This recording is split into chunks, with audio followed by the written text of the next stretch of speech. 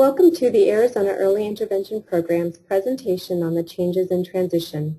These changes are the result of new federal requirements for the Individuals with Disabilities Education Act, Part C.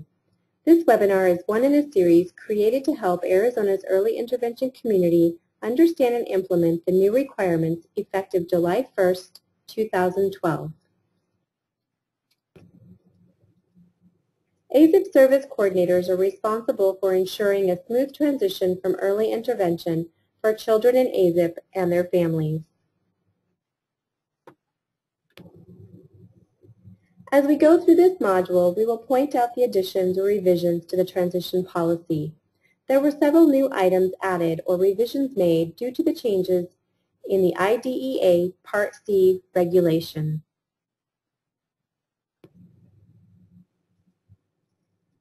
The transition timeline in previous policy was based on the date of the child's initial IFSP. New policy states that the timeline is based on the date the child is eligible for the Arizona Early Intervention Program.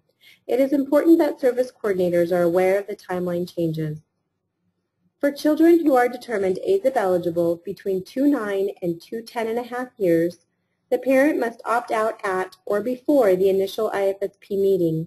If the parent does not opt out, the automatic referral is sent to the PEA the next business day.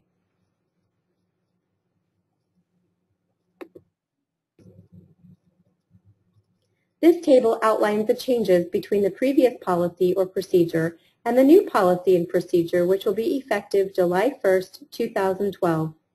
More information about these changes can be found in Chapter 4, Transition Policy, on the AZIP website.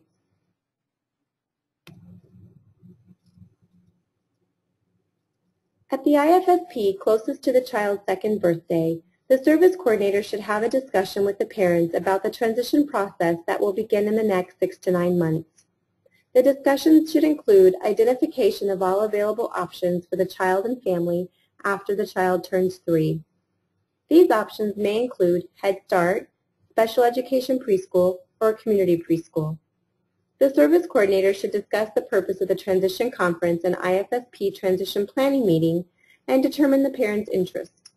The parent must provide consent to invite and share information with other programs at the transition conference. At this IFSP meeting, it is important that the service coordinator informs the parent of the automatic referral to the public education agency, unless they decide in writing to opt out prior to the child turning 2.8 years.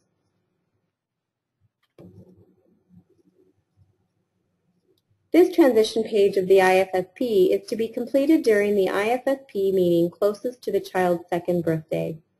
The service coordinator would document the discussion and the steps needed to begin to support the transition process. This page also documents the parent's decision to hold a transition conference and the parent's consent to share information with the participants of the transition conference.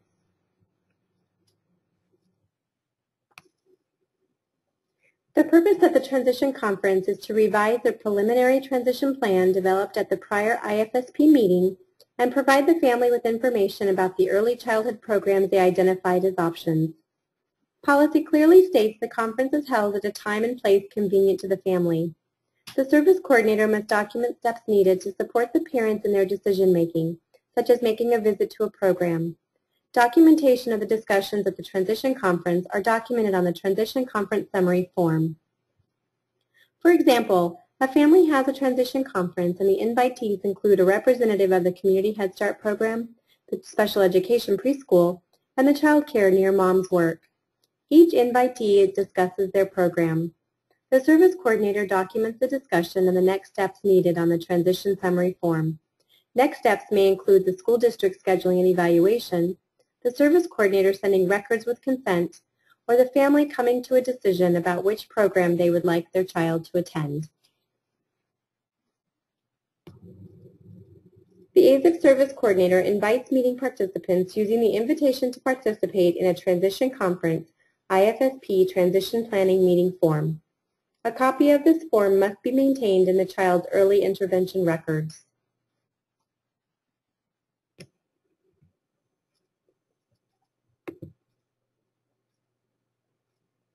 The ASAP Service Coordinator is responsible for discussing and documenting the transition steps and services on the Transition Conference Summary Form, summarizing the agreed-upon transition steps developed to implement the transition plan,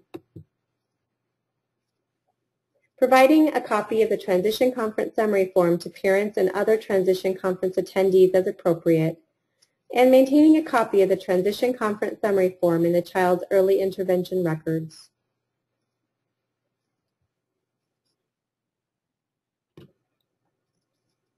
The purpose of the IFSP Transition Planning Meeting is to develop a transition plan which is documented on the IFSP.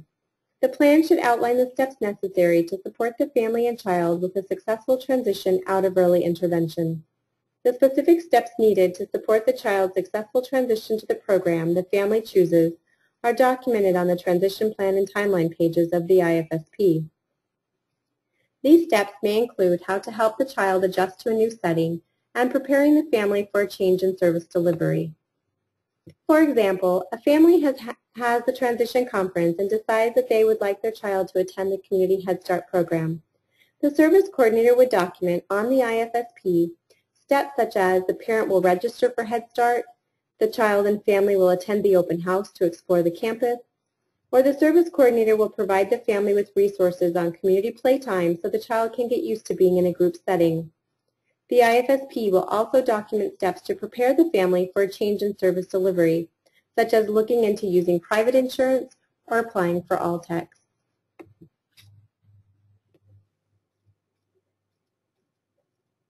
This transition page in the IFSP documents the process of transition. The discussion at the IFSP Transition Planning Meeting should be documented on this page of the IFSP. The service coordinator should also document other transition activities, such as completing the Child Indicator Exit Summary Form and providing the family with a family survey.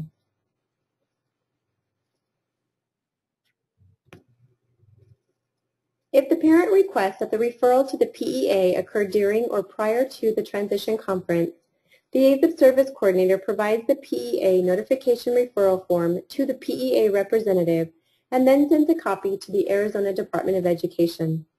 The copy may be sent as a secure document to the email address noted in this slide. The ASAP Service Coordinator should verify the family's current address when sending the PEA notification referral form to ensure information is sent to the school that is the district of residence for the family. In instances when the family decides not to have a transition conference, the ASAP Service Coordinator tells the parent that even if there is no transition conference, ASAP must make a referral to the PEA and send a copy of the PEA notification referral form to the Arizona Department of Education unless the parent chooses to opt out, and that the PEA notification referral form includes the child's name, date of birth, the parent's names, address, and phone numbers.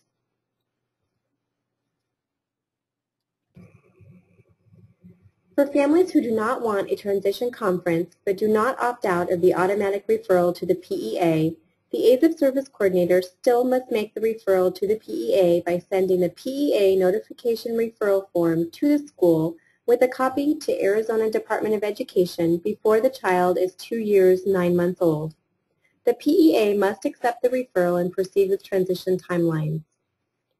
If the PEA referral is made, the parent may still discontinue the transition process by notifying the PEA at any time during this process. The parent has the right to opt out of this referral as long as the parent's decision is in writing and made no later than when the child is 2 years, 8 months. If the parent decides to opt out of the referral to the PEA, the ASAP Service Coordinator will have the parent sign the opt-out section on the PEA notification referral form. The ASAP Service Coordinator will not send the PEA notification referral form to the PEA or to the Arizona Department of Education.